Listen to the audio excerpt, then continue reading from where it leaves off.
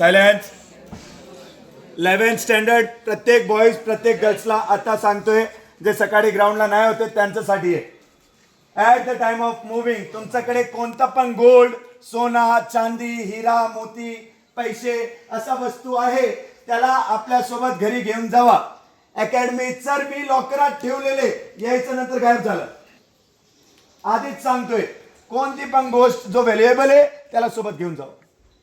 बाकी 11th गर्ल्सच्या जितकी पण सामान आहे, जो एक्स्ट्रा सामान आहे, जो तुम्ही नाही घेऊन जाणार आहे त्याला प्रॉपर पॅक करणार, खाली वॉरियर हाऊसला आणून ठेवणार. वॉरियर हाऊस 7 दिवसासाठी सील होणार आहे. त्याच्यामध्ये कोणता पण मुवमेंट नाही होणार जेव्हापर्यंत परत येणार नाही. Same for boys.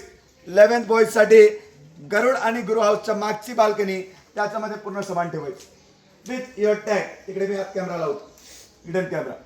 तिकडे एक पण मुवमेंट होणार नाही. Got it. तर दोघे डोर लॉक असणार, तिकडे मुवमेंट होणार नाही. आधीच सांगतोय त्याच्यानंतर कोणता पण करेक्ट 12वीचा असू द्या, एनडीए ऑफिसर, आपका कोई राइट्स नहीं है कि आप सेकंड फ्लोर में घुमो कल से. आणि तुम्ही कॅमेरामध्ये सापडले म्हणजे चोरी तुम्ही केली.